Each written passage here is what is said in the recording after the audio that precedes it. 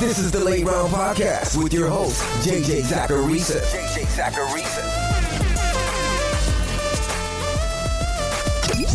What's up, everyone? It's JJ Zacharisa, the editor-in-chief over at numberfire.com, and this is episode 137 of the Late Round Podcast, one of the many shows that are part of the Number Fire Podcast Network. Thanks for tuning in. We often make things sound easier than they actually are in fantasy football. It's easy to note that a few wide receivers or running backs that are drafted late each year in fantasy drafts end up breaking out. But why should you assume that you're going to be that fortunate league owner to land that breakout player? You shouldn't. You shouldn't act as though you're a lock to hit on some low probability event. Instead, you might want to look at that low probability event and ask yourself how you can raise the chances of making that event happen in your favor. Still don't assume it's going to happen, but try and increase the chance of it happening. I mean, if there was a shortcut of any kind to win the lottery, wouldn't you want to try and take it? That's what today's podcast is all about. Last week, I looked at breakout running backs and how to spot them entering your fantasy football drafts. This week, I'll be doing the same, but at wide receiver. Before we dig in, though, I wanted to let you know about a cool new game over on FanDuel. The US may not be playing in the World Cup, but that doesn't mean that you have to ride the bench. Play World Soccer Pick'em on FanDuel every day of the tournament starting June 14th and compete for the daily jackpot and free entries. It's simple. Before each day's action begins, just pick the outcome and the final score of every match. Get all the outcomes right to win a free play entry. Hit the scores and you'll snag a share of the daily cash jackpot. If you want to play for even bigger cash prizes, FanDuel has plenty of regular fantasy soccer contests running all tournament too. To play World Soccer Pick'em now, head to FanDuel.com/Pick'em. That's FanDuel.com/Pick'em. Okay, so I went through a very similar process as I did with running backs in order to discover ways to pinpoint these breakout wide receivers. So if some of this sounds the same as it did last week on the running back breakout show, it's because it is. Since there's no single way to define what a breakout even means, I had to define that first and foremost. The way you define breakout is probably a little bit different than how I define it. So what I did was exactly what I did with running back breakouts. I charted each player's overall average draft position versus his PPR points scored in that given season and found a trend line that essentially tells us expectation. It tells us at this average draft cost, this is how many PPR points we should expect this player to score. Antonio Brown, for instance, was drafted at pick 21 overall on average, according to MyFantasyLeague.com's ADP in 2014. Someone at that positional draft slot would be expected to score about 228 PPR points. That year, AB scored 374 points, outperforming his expected points scored total by roughly 146. That was the 9th best performance of overproduction that we've seen since 2011. The problem is Antonio Brown didn't really break out because we expected him to be pretty good that season. Maybe we didn't see him going as nuts as he did given his second round ADP, but he still had a second round ADP. He was still projected to be good. So again, like the running back breakout study that I did, I looked only at wide receivers who were drafted outside the top 100 while outperforming their expected fantasy points by 100 or more in order to define what a breakout actually means. Yes, guys, this is absolutely arbitrary, but it will at least give us late round players who outperformed expectation by a whole lot. And that's really what we're looking for here. When filtering things out this way, there were 24 wide receivers who remained, meaning 24 wide receivers have been drafted outside the top 100 over the last 7 years while outperforming their fantasy point total by 100 or more in that season. And there were some common trends among these 24 wide receivers, 5 of them to be exact. The first trend was kind of an interesting one, and it was that these breakout wide receivers have rarely emerged from nowhere.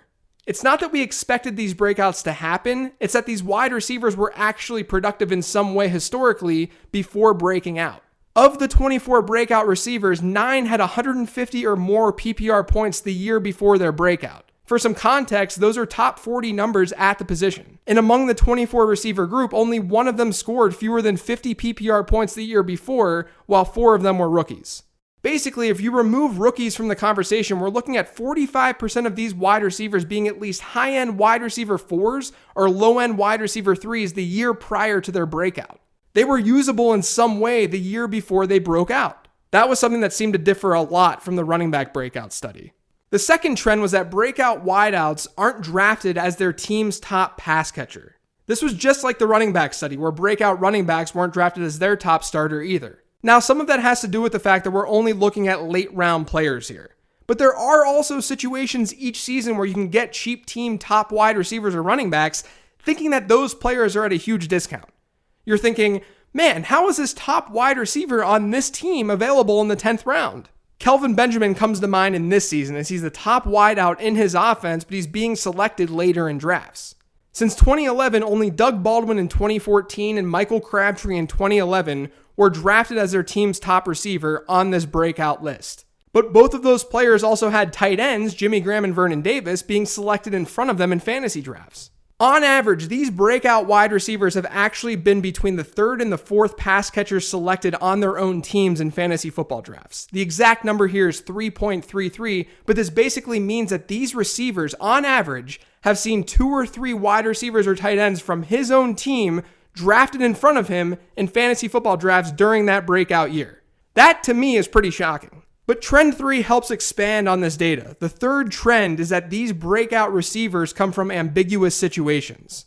So while the breakout receivers aren't being drafted ahead of their teammates in fantasy drafts, over 50% of them saw their first wide receiver teammate drop off fantasy boards after pick 50. That's the 5th round in most leagues. And only 4 of them had a teammate drafted in the first 2 rounds of fantasy drafts. I actually think that this is pretty intuitive. The first 2 rounds feature wide receivers who demand a high target share in their offense, which leads to a smaller share for the rest of the team.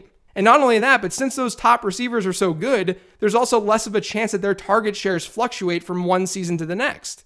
So far, we've seen that wide receivers aren't drafted as their team's top pass catchers, but they do come from ambiguous situations, and they generally have done something productive at the NFL level prior to breaking out. The 4th trend kind of ties into these in some way, and it's that breakout wide receivers aren't replacements. Now, if any of you guys listened to the mailbag show last Friday, you may have heard my answer to a handcuffing question that surrounded handcuffing wide receivers. I said that I haven't done research around handcuffing wideouts, but that's also kind of not true, because I did within this study. And what I found was that injuries don't play a huge role when it comes to a wide receiver breaking out. Since 2011, you can mark down 7 of the 24 wide receivers as players who benefited in some way from a significant injury or a suspension in Terrell Pryor's case. But when you dig into it, only Tyrell Williams and Kamar Aiken saw a significant boost due to that injury to a wide receiver or tight end teammate. And by significant boost, I mean they were borderline irrelevant before an injury occurred to their teammate. Other guys like Randall Cobb or James Jones or Nate Washington, those players saw big injuries to a wide receiver teammate,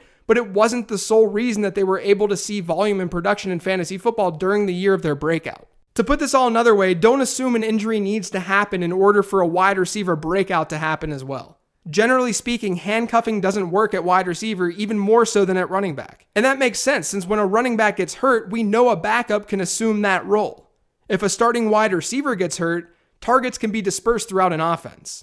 The last trend to note is that these breakout receivers usually come from good offenses. This is no different than the trend for running backs. Good offenses score more points, and more points means more points for your fantasy football assets. But 13 of the 24 breakout wide receivers came from top 10 number fire offenses, which are all adjusted for team strength of schedule. The average overall offensive rank among breakout wide receivers has been 12.63.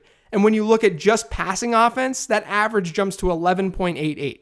I think this plays into the idea that you shouldn't just be hunting top receivers for cheap solely for the reason that they're top receivers in their own offense. Someone like Kelvin Benjamin is no better off than the third option who's playing for one of the best passing attacks in all of football. Or I should say, Kelvin Benjamin has a worse probability of far exceeding his expected point total than deeper options on teams with good passing attacks. So those are the 5 trends. Wide receivers tend to not come from nowhere. They aren't drafted as their team's first pass catcher. They come from ambiguous situations. They don't stem from injury, and they also come from good offenses. So given this information, which players should you be targeting next season? Before I start throwing names out there, I just want to send the same reminder that I did last week. I don't want your takeaway from this podcast to be, JJ likes player X, therefore I should draft him. I'm trying to give you tools to make decisions on your own. I'm providing the process. This same process may lead you to other wide receivers, but as long as you're following it, you should have a better probability of hitting on these late round guys than the rest of your league mates who are drafting based on some random gut feeling. Anyway, the first wide receiver that seems to fit the breakout mold really well this year is Randall Cobb. Depending on your draft, he could be found outside the top 100, but regardless, he really hits a lot of these trends that we just discussed. He's produced historically, he's not the top option being drafted in his offense, and he's in a good offense. He's in arguably the best offensive situation. With Jordy Nelson no longer there, Randall Cobb is one of my favorite fantasy values so far this offseason. In Nelson's last 3 full seasons with the Packers and a healthy Aaron Rodgers, he'd seen at least 22.3% of Green Bay's targets each season. Those are gone. There's no more Jordy Nelson. Jimmy Graham is there now, obviously, but Graham hasn't seen more than roughly 17% of his team's targets since 2014. And Cobb himself actually finished as a top 35 PPR wide receiver in each game that he played with Aaron Rodgers last season. He was well on his way to having a wide receiver 2 level season last year. He checks all of the boxes and he should really have a higher ADP than he does. And to be honest, guys, so does Cameron Meredith. There are plenty of question marks around his comeback from injury, but he appears to be ahead of schedule and he's not the primary pass catcher in his offense, and he's in an offense now that should be one of the best ones in football. As I've talked through a good bit this offseason, the Saints have some positive regression coming in the passing department, and Cam Meredith should benefit. I've got 2 more players for you. The first is Rashard Matthews, who's exceeded his ADP by over 130 PPR points during his first 2 seasons in Tennessee. And that's while not playing a full season last year. In 2016, he was actually just 1 point off of making the breakout wide receiver list that we analyzed today. But on fantasyfootballcalculator.com, Rashard Matthews is being selected in the double-digit rounds. He also has 2 teammates being drafted ahead of him, but you could easily make the argument that he's a dark horse to lead the Titans in target share this year. It's not likely, but it's certainly possible after hitting the 17.5% target share mark over his first 2 seasons in Tennessee. And that was, again, while missing some time last year. I've mentioned Matthews on Twitter, and some have responded with, what's he really bringing to your fantasy team? As in, he doesn't have immense upside. While I do agree that he probably won't finish this season as a wide receiver 1, I think that you're fooling yourself if you just assume that you can easily get that type of production late. Just given historical trends, you're basically looking at 1 late round wide receiver who ends up becoming a stud in fantasy each season. We've seen OBJ, Jordy Nelson, Doug Baldwin, Alshon Jeffrey, Julian Edelman, Devontae Adams, and Michael Thomas become those players over the last 7 years. And you should absolutely go after those guys. That's what this freaking podcast is about today. But the point is that getting wide receiver 2 upside is still okay when you can get it late. It's still useful. And that's especially true in deeper leagues and formats where those players are more necessary because the waiver wire isn't very deep. And it's not as though the guys that you draft early don't bust. They'll bust. So I do love Rashard Matthews again this year.